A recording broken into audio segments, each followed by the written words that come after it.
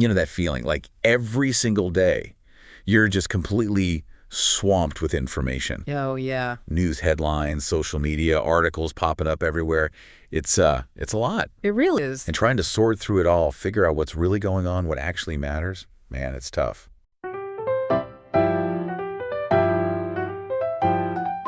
Welcome back to Sip and Talk. I'm Sunny. I'm Joe. You know, it gets even trickier when you realize that sometimes there are these powerful forces out there actively trying to shape the stories you hear. Right. Not just sharing info, but like strategically pushing a certain view. Exactly. They're trying to influence how you see things. And that's exactly what we're diving into today. This big global push by the Chinese Communist Party, the CCP, to tell China's story well. Mm-hmm. But we're not just talking official statements here. We want to get behind the curtain, understand the mechanics of how they're trying to build and project their narrative across the globe. Yeah, our goal here is really to unpack why the CCP is putting so much effort into this, and then explore the specific strategies and tactics they're using, like how are they actually doing it? Right, the how. We'll look at some concrete examples, see it in action, and maybe most importantly, figure out why this matters to you listening right now and, well, to the whole global information scene. It's about understanding the landscape, really. Okay, so let's start right there. The why. Why this huge coordinated effort? Why is telling China's story globally such a big deal for the CCP right now? Feels like it's got to be more than just like wanting good press. Oh, absolutely. There are some deep political reasons, both inside China and looking outward. Yeah. So internally, having this strong positive image of China and its government projected internationally, that actually helps bolster the CCP's legitimacy at home. Ah, right. So looking good abroad helps keep things stable internally. Exactly. It shores up support for the party, helps maintain stability. Makes sense. But there's a big external angle too, isn't there? Very much so. A really key goal externally is to challenge the influence of the Western democratic story. Challenge it how? Well, they want to kind of chip away at the idea that, liberal values and democracy are the only way or the best way for a country to develop. Right. And they also see chances to maybe stir up a bit of friction between Western allies by offering different viewpoints or highlighting disagreements. So less about joining the global conversation, more like trying to change its direction. Yeah.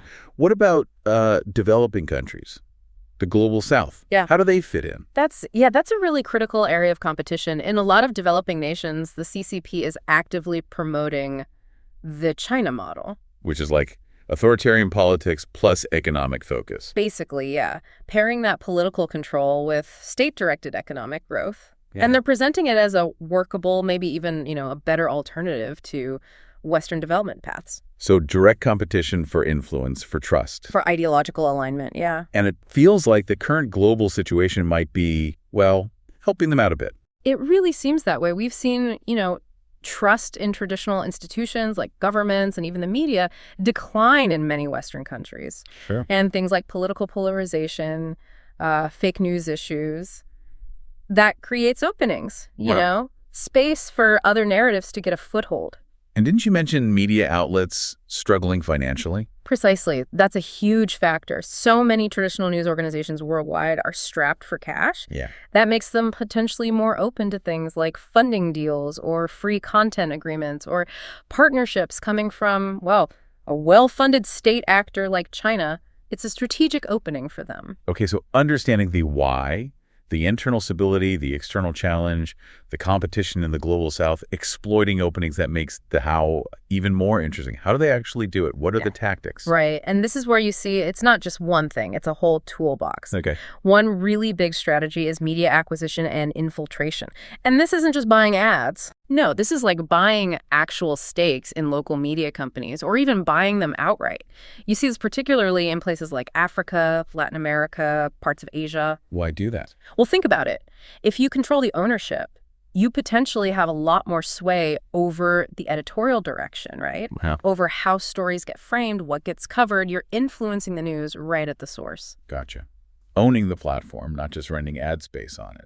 What else? Another major one is content sharing and insertion. So state media like Xinhua, that's the official news agency, and CGTN, the global TV network. Yeah, I've seen CGTN. Right. They offer their news articles, their videos, their programs, often completely free to media outlets overseas. Free? How does that work? It's a cost advantage, right? If your newsroom budget is tight, why pay for international news footage or articles when you can get these slickly produced packages for free? Yeah, that's tempting. And the result is you get more pro-China stories appearing in local news outlets that probably wouldn't run them otherwise. Sneaky. Are they working directly with journalists, too? Like outside China? Oh, extensively. They run these huge programs for training foreign journalists. They host big international media forums.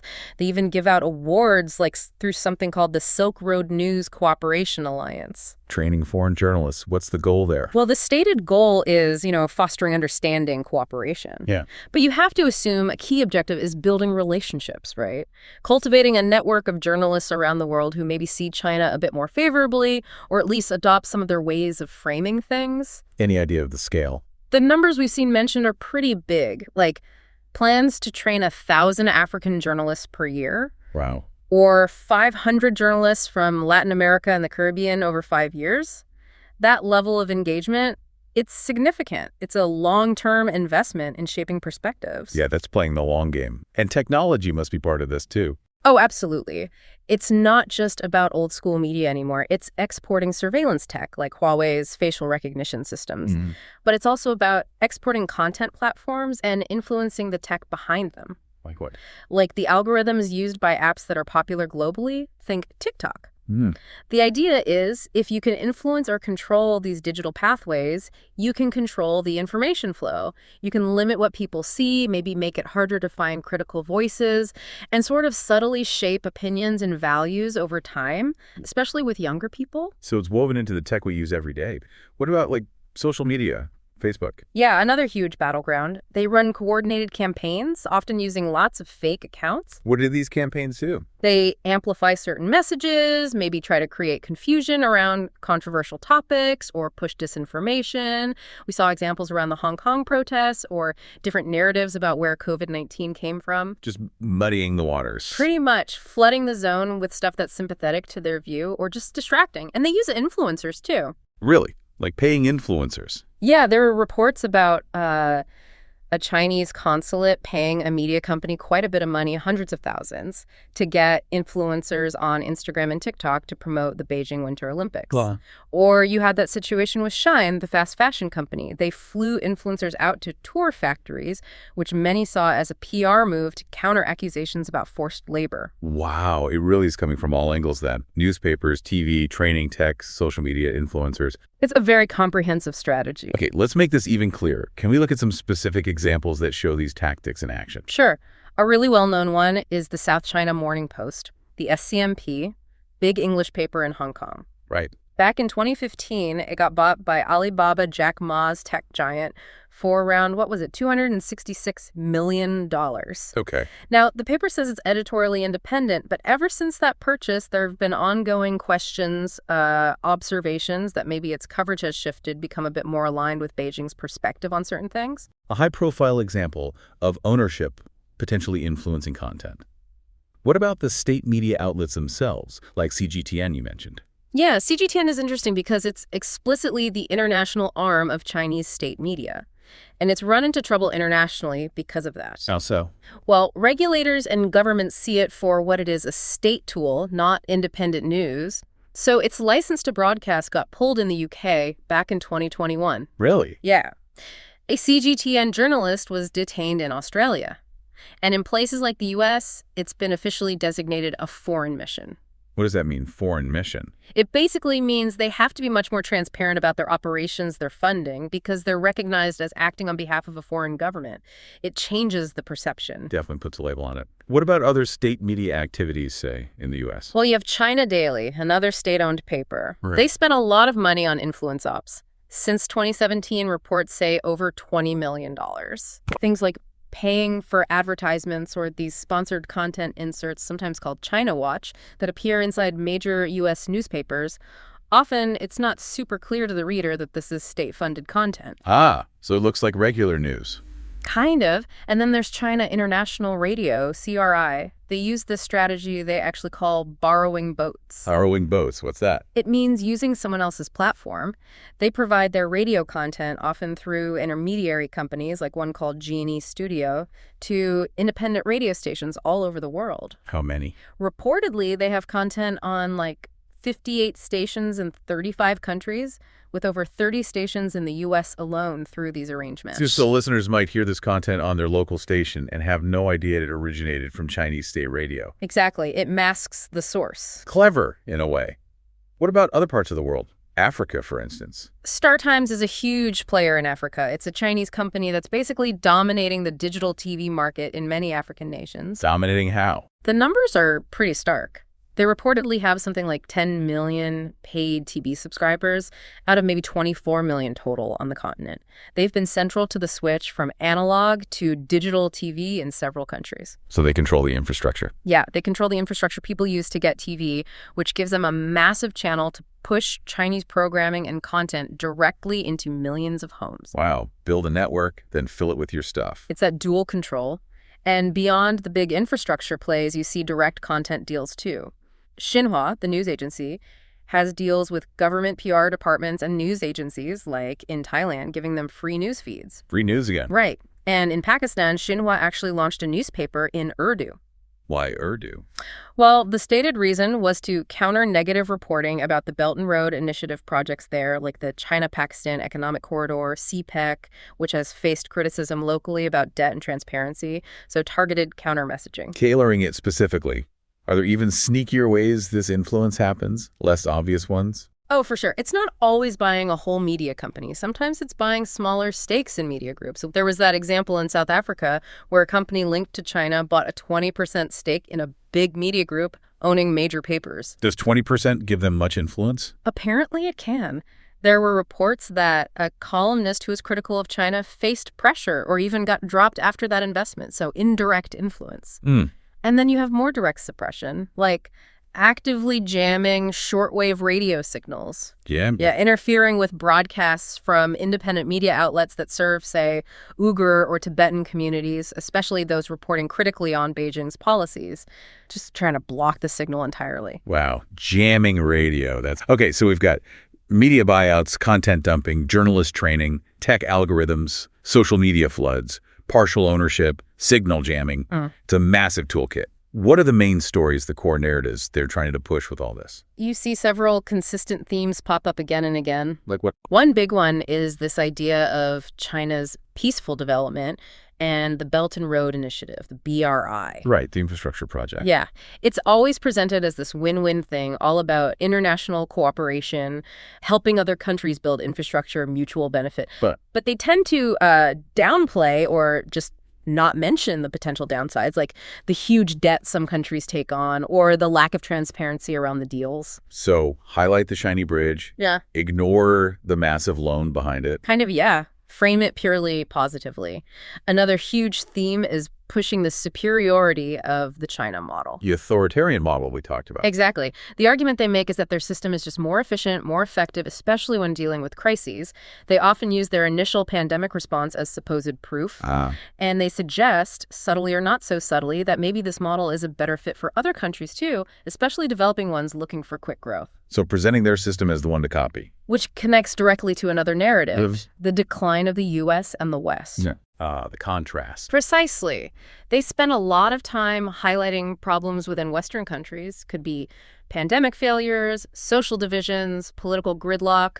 Plenty to choose from sometimes. Right. And the goal is to make the Western model look unstable, chaotic, maybe failing, which by comparison makes the Chinese system look more stable and appealing. Promote yours, point out flaws in theirs. Got it. And tied into that, you often see a strong current of anti-Western sentiment. How does that show up? Well, take the pro-democracy protests in Hong Kong or Taiwan's democratic system. These are often framed not as genuine local movements, but as being stirred up or manipulated by the U.S. A color revolution idea. Exactly. Blame it on outside interference, dismiss the internal calls for democracy or autonomy. What about other global players, like Russia? Yeah, that's become more noticeable. China and Russia seem to coordinate their messaging sometimes. How so? pushing similar anti-Western viewpoints, using shared language about international events like the war in Ukraine or problems within Western societies. It's like they're backing each other's play in the information war. A narrative alliance, almost. And the tech part, TikTok, algorithms, how does that feed these narratives? That's maybe the most insidious part, what some call tech authoritarianism. Okay. It's not just about the specific content you see, it's about the platforms themselves. Using AI news anchors, controlling the algorithms that shapes the whole information environment for billions of users. Oh. Algorithms can subtly prioritize certain types of stories or viewpoints and downrank others. Over time, that constant curation, mostly invisible to the user, could influence public opinion, maybe even shift the values of younger generations who live online. It's a deeper, quieter form of influence. Wow. That's a lot to think about. The why, the incredibly varied how, the real-world examples, the core messages. Okay, let's bring this back. Why should this matter to, someone just trying to get through their day, trying to understand the world? Why should you, the listener, care about this big, complex CCP effort? Well, fundamentally, it matters because it messes with the information we all need to make decisions. I hope so. When you have these big coordinated campaigns that don't play by the rules of journalism, hiding funding, using fake accounts, manipulating algorithms, it just erodes trust. Trust in media, trust in information generally. Yeah, if you don't know what to believe. Exactly. It makes it harder for us as societies to even agree on basic facts, and that just fuels polarization. Okay, so it degrades the info environment. What else? It also touches on national sovereignty. Think about it. If a foreign power can heavily influence the media conversation inside your country, that can potentially sway public opinion on important things like major infrastructure projects, trade deals, foreign policy.